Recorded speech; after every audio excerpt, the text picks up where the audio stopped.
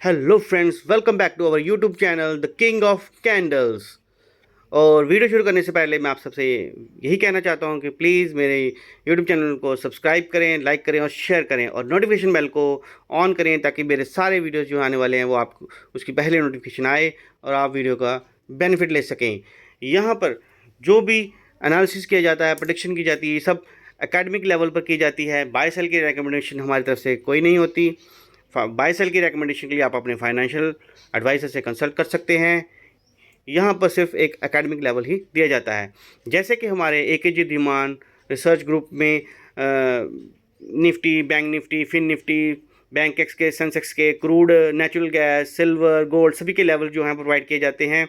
उसके साथ साथ हमारे ग्रुप में कुछ स्टॉक्स भी जो हैं जिनके चार्ट्स जो हैं वो शेयर किए जाते हैं और उनके चार्ट्स पर कुछ प्रेडिक्शन की जाती है। जैसे कि मंडे से लेके फ्राइडे तक जो हमारी परफॉर्मेंस है उसके लिए ये हमारा वीडियो है। जैसे कि मंडे को 19 तारीख को हमारी तरफ से कुछ चार्ट्स जो हैं स्टॉक्स के वो दिए गए थे। जैसे कि फर्स्ट जो है BPCL है, जिसको 330 से लेकर 336 तक जो था वो बाई के लिए था और स्टॉप लॉस था, सपोर्ट थी वो 320 की थी और इसके टारगेट्स लगा रखे थे 360, 375 जो कि टारगेट जो है वो हमें अचीव हुआ है। सेकंड नंबर पर था गेल जो कि जिसका बाइंग प्राइस था 235 रुपये और स्टॉप लॉस था 233, टारगेट जो था 239 से 245 जो कि अचीव हुआ है। इसी की तरह थर्ड जो था वो था REC लिमिटेड, जो कि जिसकी बाइंग प्राइस था 589, स्टॉप लॉस 580 और टारगेट 615 था जो कि अचीव हुआ है। उसी के साथ एडलवीज, जिसका बाय प्राइस था 90, स्टॉप लॉस था 84.90, टारगेट जो थे वो 95 से लेकर 104 थे और उसके लिए शॉर्ट टर्म की बाइंग थी 1 से 15 डेज, जो कि डेज भी हमारे यहाँ पर रेकमेंड कर दिए जाते हैं। तो ये थी 19 अगस्त 2024 की परफॉर्मेंस, जिसमें 4 स्टॉक्स दिए गए थे, जिन्होंने चारों के चारों ने हमारे टारगेट्स जो हैं वो अचीव करे हैं। इसी के साथ हम आ जाएंगे 20 तारीख मंगलवार के दिन। यहाँ पर हमारा फर्स्ट जो स्टॉक था वो था MCX। उसका जो बाइंग प्राइस था वो था 4,807, स्टॉप लॉस 4,650 और टारगेट थे 450, 5,070 जो कि टारगेट जो है वो मैक्सिमम अचीव हुआ है। उसके बाद सेकंड था MFSL, जिसका बाइंग प्राइस था 1,010, स्टॉप लॉस 985, जिसका टारगेट था 1,040, 1,060 जो कि हमारा 1 से लेके 5 डेज और जो कि हमारा टारगेट जो है वो अचीव हो चुका है। इसी के साथ था कोपरान, जिसका बाइंग प्राइस था 308, स्टॉप लॉस था 302, टारगेट 320 जो कि टारगेट जो है अचीव हो चुका है। वेल्सपन स्लीव, जो कि था बाइंग प्राइस था 184, स्टॉप लॉस 175 जो कि टारगेट जो था 194 से लेकर 210 था जो कि अचीव हो चुका है। इसी तरह विजय, जो कि बाइंग प्राइस था 895, स्टॉप लॉस 884, जिसका टारगेट था 908 से 925 जो कि अचीव हो चुका है। इसी तरह ट्रांस फाइनेंस, जो कि जिसका बाइंग प्राइस था 3159, स्टॉप लॉस था 2977 जो कि टारगेट था 3523 जो कि टारगेट जो है ऑलमोस्ट अचीव हो चुका है। इसके साथ टेक महिंद्रा, जो इंटरडे के लिए भी दिए जाते हैं, कुछ स्टॉक्स जो हैं इंटरडे लेवल पे भी दिए जाते हैं, जिसका बाइंग प्राइस था 1627, स्टॉप लॉस 1612 जो कि टारगेट जो है अचीव हो चुका है। इसी के साथ जिंदल स्टील की बाइंग की रिकमेंडेशन दी गई थी, जिसका बाइंग प्राइस था 940, स्टॉप लॉस 840, टारगेट से 1150 से 1200 जो कि अचीव हो चुके हैं। इसी के साथ एक पेटीएम स्टॉक था, जिसका बाई 573 था, स्टॉप लॉस 500 जो कि स्टॉप लॉस जो है हिट हो चुका है। और 20 तारीख को जो हमारी तरफ से स्टॉक्स दिए गए थे उनमें से 10 स्टॉक्स में से एक का हमारा एसएल हिट हुआ था। इसी के साथ जो 10वां स्टॉक था वो था SW सोलर,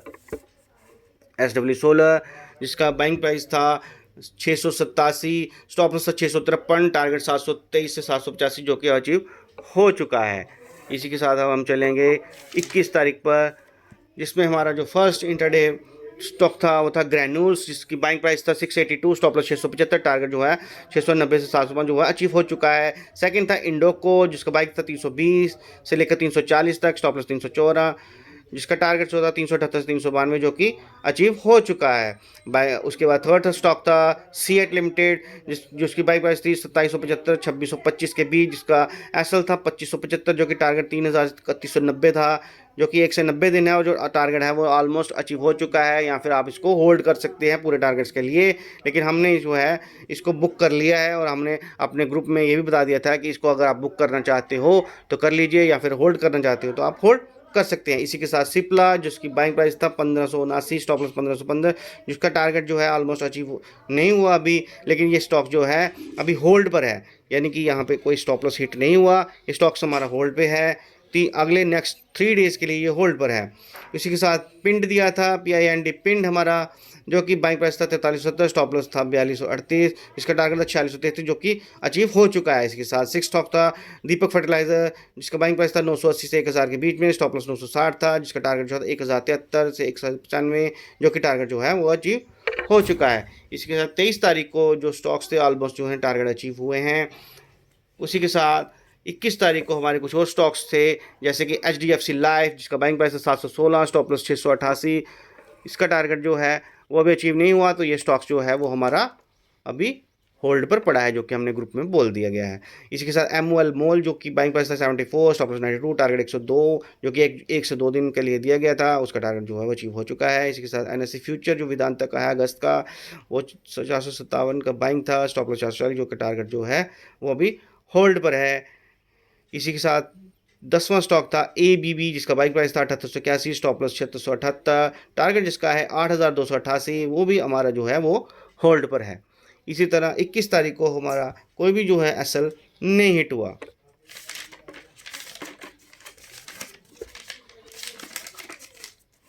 इसी के साथ हम आ जाएंगे 22 तारीख पर। तो 22 तारीख में जो हमारा जो फर्स्ट स्टॉक था वो था डाबर, इसका बाइंग प्राइस था 630, स्टॉप लॉस 610, जो कि पोजिशनल ट्रेड था, हमारी तरफ से दिया गया था, उसमें भी अपना टारगेट जो है अचीव कर लिया। सेकंड था अजंता फार्मा, उसने भी अपना टारगेट अचीव कर लिया है। उसी के साथ ITI, जिसका बाइंग प्राइस था 303, स्टॉप लॉस जो वो भी टारगेट ऑलमोस्ट अचीव हो चुका है। इसके साथ NH है, जिसका बाइंग प्राइस था 1274, स्टॉप लॉस 1249, टारगेट 1294, 1320, जो कि होल्ड पर है। इसी के साथ नेटको फार्म, जो कि 1491 बाय था, जिसका टारगेट अभी नहीं लगा, टारगेट जो है वो अचीव हो चुका है। इसी के साथ पोजिशनल में गोदरेज कंज्यूमर साथ जो बाइंग प्राइस था 1412, स्टॉप लॉस 1300, जो कि टारगेट जो अचीव हो चुका है। इसी के साथ था IDBI, जो कि हमारा इस समय होल्ड पर पड़ा है।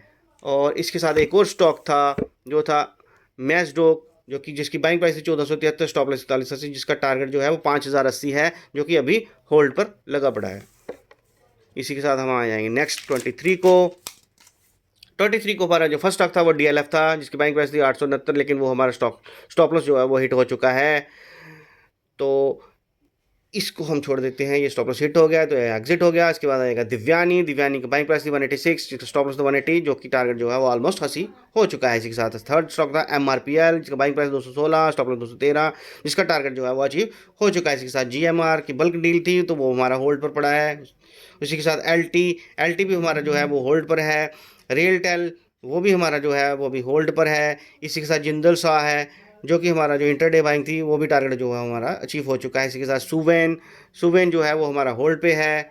इसी के साथ हमारा 23 तारीख को हमारे कुछ और रिकमेंडेशन थी, जिसमें HSCL है, जिसने अपना टारगेट जो है वो अचीव कर लिया है। इसी के साथ टाटा टेक है, जो बल्क डील में है, उसका एस्टिमेटेड प्रॉफिट जो है वो 10% आ सकता है, वो हमने होल्ड पर रखा है। इसी के साथ सन फार्मा, जिसने जो टारगेट जो है वो अचीव कर लिया है, ये इंटरडे के लिए था। इसी के साथ स्पार्क है, जिसको बाइंग प्राइस था 222, स्टॉप लॉस 212, जो है अभी हमारा होल्ड पर लगा पड़ा है। इसी के साथ था रेडिको, जिसका बाइंग प्राइस था 1810, स्टॉप लॉस था 1760, जिसका टारगेट है 1910, जो भी है अभी होल्ड पर है। इसी के साथ क्रिस्टल, जिसकी बाइंग प्राइस थी 780, स्टॉप लॉस 760, जो है टारगेट जो है ऑलमोस्ट अचीव हो गया है। तो ये थे हमारे जो स्टॉक्स जो मंडे से फ्राइडे तक हमारी तरफ से दिए गए थे, जिसमें हमारे जो SL हैं वो सिर्फ 2 ही स्टॉक्स में हुए हैं, जिसमें आप देख पा रहे हैं एक पेटीएम का स्टॉक था, जिसका स्टॉक 2, और दूसरा जो है वो DLF है, जिसका जो स्टॉक है SL है, जो हिट हुआ है। बाकी सभी ने ऑलमोस्ट टारगेट जो हैं वो हमें दिए हैं, और बाकी कुछ स्टॉक्स जो हैं वो होल्डिंग पे हैं, और होल्डिंग हमारी जो है वो ज़्यादा दिन के लिए नहीं रखते हम,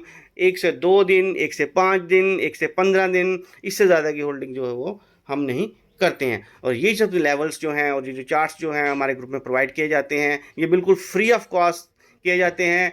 कोई भी हमारे ग्रुप से जो है वो जुड़ सकता है, इसकी कोई भी फीस नहीं है। और ये सब जो लेवल्स हैं ये सब एकेडमिक लेवल्स हैं, बाय सेल की रिकमेंडेशन हमारा ग्रुप नहीं करता है।